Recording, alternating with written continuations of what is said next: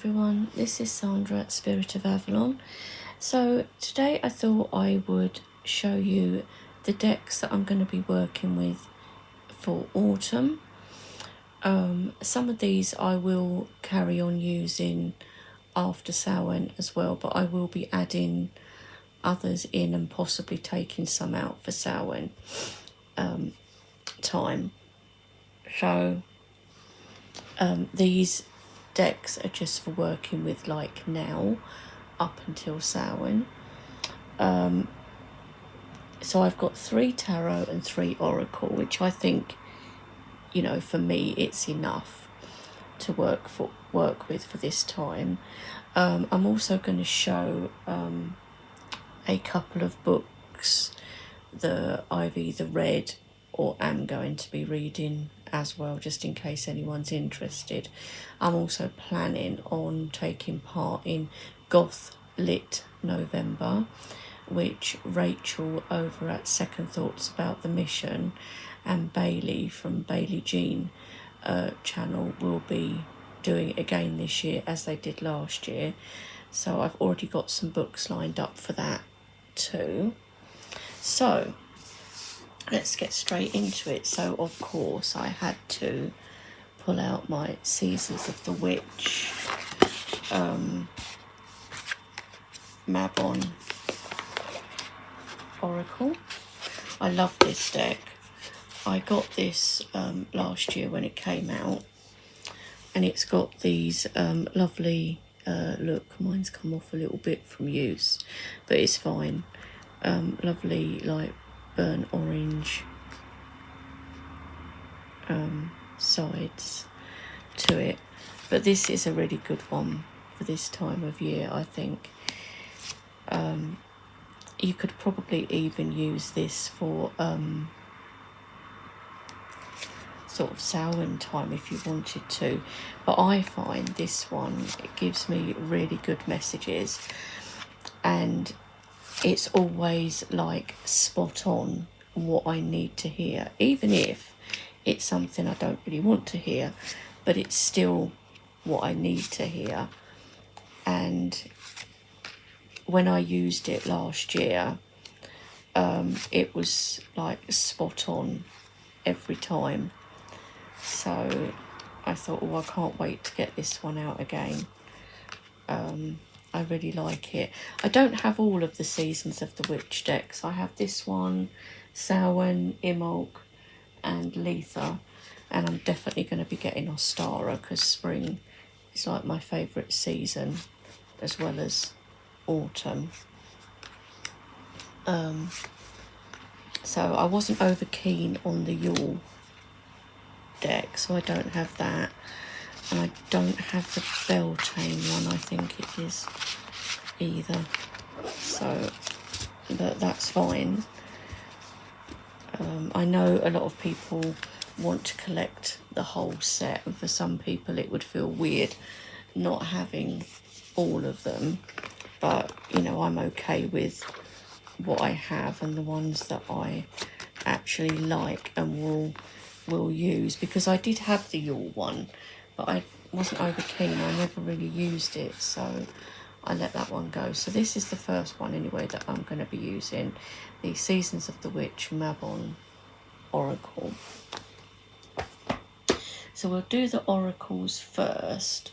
So the second one, which I've had it for a little while, but I've deliberately not used it because I thought I'm going to use it when it comes to sort of autumn time. So this is a Compendium of Witches Oracle.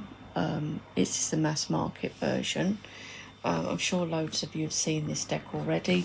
It is in order because I've not actually used it yet, but like I say, I am going to. So the cards are in order, and there's like kind of 2 sets of cards, I suppose, because like you have these ones. Look how cool is that, seriously, and the artwork in this is just like amazing. So you have those type, and then you have like these cards as well,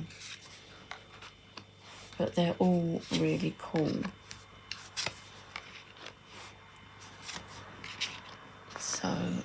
just move these up a bit so that you can see these cards. I'm hoping this is focusing because I don't trust this camera. Right. Okay. Yeah, I mean, look at this. It's just so cool. See, these cards, these are the type of cards that I can feel it. You know, I can literally, like, feel some of these cards. Feel the people in the cards. But I do find that with witchy, I mean, look at this. Witchy type decks, they do tend to speak to me. Or forest type decks will speak to me as well. So yeah, I'm quite excited to start using this one. Oh, look at this, the crossroad. It's just so cool. But even these cards, like familiar and stuff, pruning, it'll be interesting. Cardstock's quite nice actually. It'll be interesting to use. It's always fun to start using a new deck. And I've mixed the cards up a little bit now, so that's good too. But obviously it will need shuffling properly. So that's another one that I have pulled out for use now. Obviously, you know, it does come with a book as well, which is here at the top of the box. That's there. So yeah, so that's my second oracle that I'll be working with, the Compendium of Witches. So that's there. The third oracle is going to be this one, which is an indie. This is the Secrets of Wandwood. Now there's a whole there's a whole lot of these decks made by the same creators, Jackie Lovesey, because it's all around Matlock the Hare. I mean, look, my book's signed as well. Yeah, Phil and Jackie Lovesey. So it's all around Matlock the Hare, and they're all kind of different. There's a cottage one, which I would really love to get. And there's the Arboretum, but you can only get that in a pocket size now. I still wouldn't mind, though. So if I can at any point, I will try to get more of these Matlock the Hare decks. But at the moment, I have the Secrets of Wandwood. So these are the backs. Look at the backs of these cards. And I just think they're quite cool, and I think they would be good to use now. I mean, look, see, you've got pumpkins. Look at this. How autumn feeling is this card and this card? So I just thought, yeah, this would be a good one to pull out for now.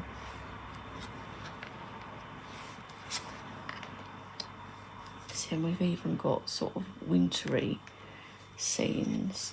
I love how, look at the faces on these. Look, even the mushroom guy has got a face. I love anything like this. But it does kind of scream this time of year to me. And I do love this. This is why I would like, there's Matlock the Hare. It's why I would love the others if I'm ever able to get them.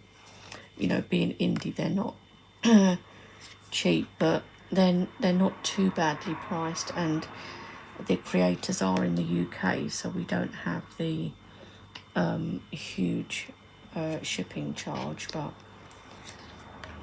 at the moment I'm not purchasing anything because I've got Glastonbury at the end of next month, so that's cool.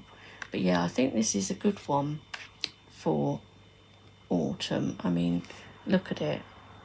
Could you imagine, actually, I could imagine being out in the forest with this deck, using this deck literally in the forest. Oh my god, hawthorn's one of my favourites, and look at this hawthorn wand. So I could imagine being out in the forest with this. I love it. So yeah, this is my third oracle deck for use this season, as we're now sort of officially in autumn, although some people, you know, from the beginning of September will take it as autumn. Yeah, so that is the Secrets of Wandwood. So I will be using that one. Then to the tarot decks. So the first tarot deck definitely going to be using is in this Kelly Bear pouch, and you've all seen this before. And this is my Witch Sister Tarot. I love this deck. Oh my god, it works so well for me. This is the, I've edged this myself to match the back, so I managed to get a cool Winsor & Newton pen. I ordered several pinks and managed to get one that was almost exact match.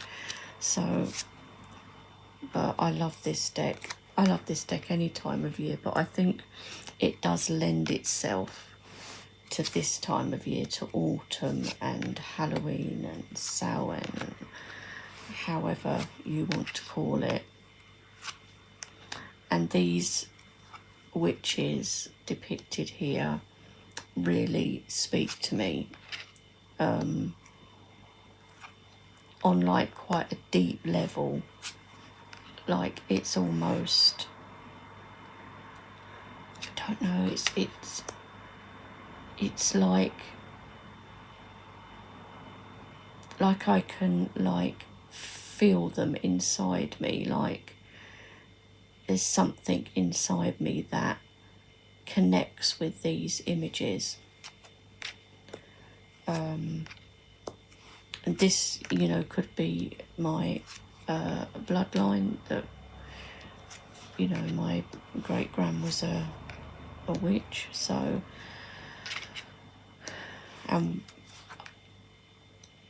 we're thinking more and more that my dad was too.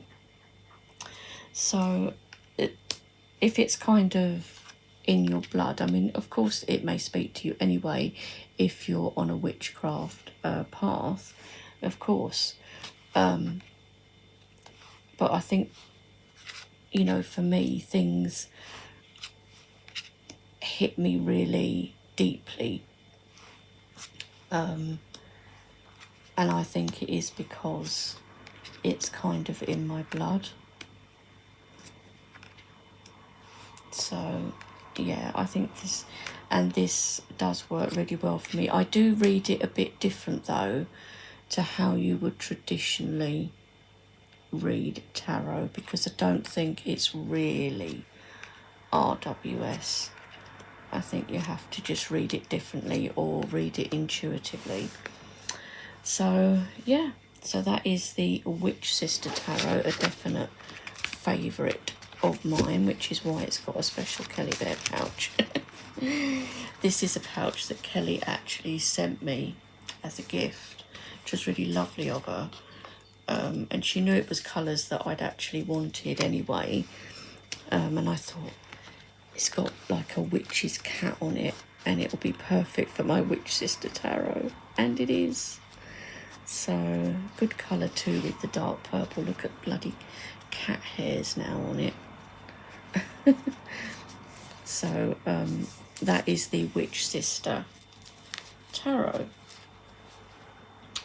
Next one that I'm going to definitely be working with is my totally gorgeous Heartwood Tarot from Stephanie and Adam over at Three Trees Tarot, and I absolutely love this deck. I'm so thankful to have this because it's amazing deck. At the moment this is in order because I went through it and did a walkthrough, and I've not used it since, but I was using the prototype that I had from Stephanie prior to receiving the finished deck, and I had been using that a lot. But this definitely is an autumnal deck for me, and I'm really glad that it is, because I love this and it means I can use it some more. It's so good following this little mouse all around this empty cottage, a cottage in the woods. I love that first card. Where is it? Where you see the actual cottage in the woods. I'd love that, a cottage in the woods. But I used to live in one when I was younger, when my dad worked in forestry. That is what we had, cottage in the woods. So yeah, and you know, these are always so well done, these decks. They are amazing. All of Stephanie and Adam's work is brilliant, but this just gives you nice autumnal cozy vibes and lovely animal vibes too, if you like animal decks. But it's got such a lovely story, like when you read with it. So yeah, so that is the Heartwood Tarot by Three Trees Tarot. And then we've just got one more deck which I'm going to be using, and again this is one I've had for quite a while.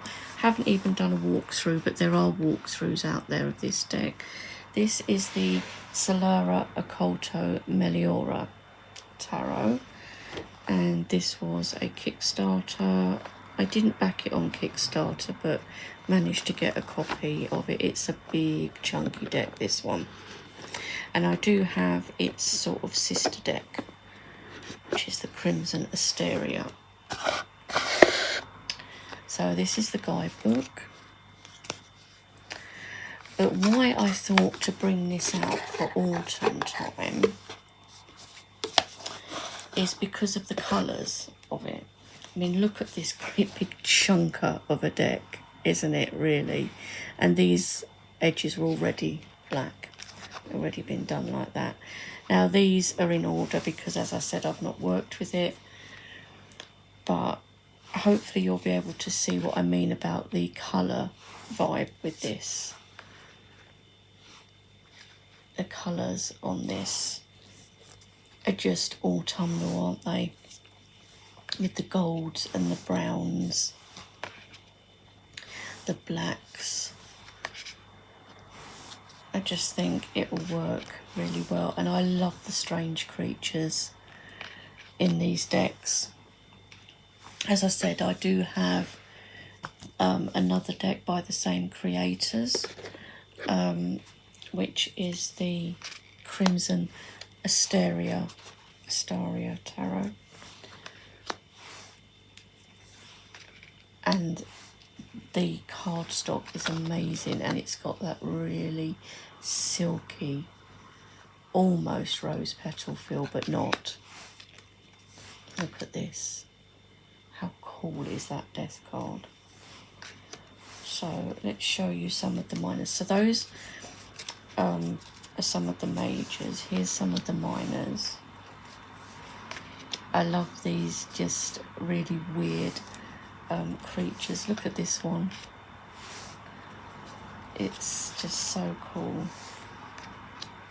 So I think it will work. Oh, I love this. Look.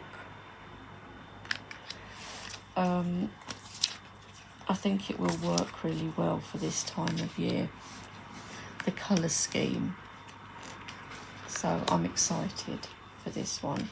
It's been sat unopened on my trolley for like, I don't know, months. Oh my gosh. Look at this card that comes in the deck. That's just, I think it's just like an extra card. Griffon, look at that. So cool. These are the backs. Backs are so good as well. So, yeah. So that is the Salera. I always forget. Salera Occulto Meliora Tarot, which, as I said, was a Kickstarter. But I managed to get mine from an eBay seller, somebody that I've bought from before that I know is in one of the trade groups as well. So I know that her decks are always really good, and usually they're sealed because I think she possibly buys more than one when she gets them on Kickstarter. So yeah, so I'm really pleased to have this and to be able to use it. So yeah, so that is the decks, guys. So now let's have a quick look at books. So stuff I've been reading. Let's go to my Kindle. So I've literally just finished this book, which is No One Gets Out Alive by Adam Neville. So this is a horror book, which is mostly what I read. I do read some thrillers and stuff. And they made it into a Netflix film, but the film is not a patch, because I've watched it now, not a patch on the book. The book is brilliant. It's like 630 pages, but so good, just so good. If you like horror, I think you would like this. It's about a girl that's kind of down on her luck and is looking for a place to rent cheaply, rent a room, and it's in Birmingham in the UK, but when they did the film it was set in the US, but the book is based in the UK. And she gets a room in this big house, and the guy who's renting it out says females only, which immediately you think, what? But as well as that, there's him in the building, the guy that she's rented the room from, and there's another guy who apparently is his cousin that appears later on in the story. But when she rents the room, she starts hearing voices, like people like saying words and things that are coming from the fireplace and the bathtub and things. So it's like the house is haunted, but there's a whole big story to it, of what exactly is going on, because yes, there's the haunting aspect, but there's the reason why it's haunted, and it really goes into it, and it was just so good, so good. The other book I've read, I don't think I've got it on here, just give me a second, guys, see if I have got it on here, but I think I took it off. It's by the same author, so Adam Neville, and yeah, I don't think I have it on here. It's called Ritual, so literally just Ritual, and again that was turned into a film. So there's that. So I read that. That was really good. I've read Ritual. That was another one I'd recommend by Adam Neville. Really, really good as well. We're a group of guys that used to be at university together, meet up, and they go over to Switzerland, I think it is. Switzerland, Sweden, Norway, somewhere around there. And they're going hiking, and they end up in this really old, dense forest, and basically they get lost, and there's something in these woods, something old, something primal, and it's so good if you like haunted stuff. So hold on a second. Another one that I'm reading, you can only see it probably small here, that I'm reading at the moment, is called The Vessel, again by Adam Neville. You can, just looking at the cover, you can imagine, but this is a much shorter book and I've almost finished it, and again it's really good. There's like a pagan element to this one, and yeah, so this one is an older lady, and she's got a carer coming in, and the carer gets involved with this lady who doesn't really speak, but she seems to be able to communicate with the carer's young daughter, but not by opening her mouth. So, and she seems to be teaching the young girl things. So, yeah.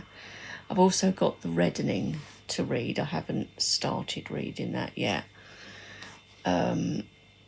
Ninth House, still got that to read. This is short stories, Some Will Not Sleep. Now, some of these that are on here I'm planning to read for Goth Lit November. So The Haunting of Hill House, We Have Always Lived in the Castle, and I've got a Weird Woods book on there as well, but I don't think that's for Goth Lit November. But these books, if anybody ever wants something that is very pagan, and the Stone Wild books by Kit Berry are brilliant. They are kind of, teenagers could read them, but so can adults. They're not childish in any way, but they are really, really good if you've never read them and you want to read something that's very pagan. They're really good, and I've just got other stuff. Father of Lies, which if Giselle watches this, she'll hate, because she hated that one when I recommended it to her. But anyway, that's Kindle. And then I have a folk horror book. It was one that Bailey Jean was talking about. She wasn't able to get a copy, unfortunately, but I managed to get one on eBay, and it's called Water Shall Refuse Them, and it's a witchy book. And it says here, the heat wave of 1976, following the accidental drowning of her sister, 16-year-old Nif, and her family moved to a small village on the Welsh borders to escape their grief. But rural seclusion doesn't bring any relief. As her family unravels, Nif begins to put together her own form of witchcraft, collecting talismans from the sun-bleached land, that is, until she meets Mally, a teen boy who takes a keen interest in her and has his own secret rites to divulge. And that is Water Shall Refuse Them by Lucy McKnight Hardy. Apparently it is out of print, but as I said, I managed to get mine on eBay, and it is classed as folk horror, this one. So looking forward to reading that. And the other two books that I'm going to be starting, which I have already shown you probably in a previous video, is the Witchfather books. So this is volume 1, Witchfather, A Life of Gerald Gardner, and this is volume 1, Into the Witch Cult, and they're by Philip Heselton. So I have volume 1 and I have volume 2 to read. So these are all like autumn reading, things that I'm going to read and have read, and so yeah. So that is it, guys. That is autumn decks and autumn books. I hope everyone is doing really well. I hope you've enjoyed this video, and I will talk to you all soon. Bye for now.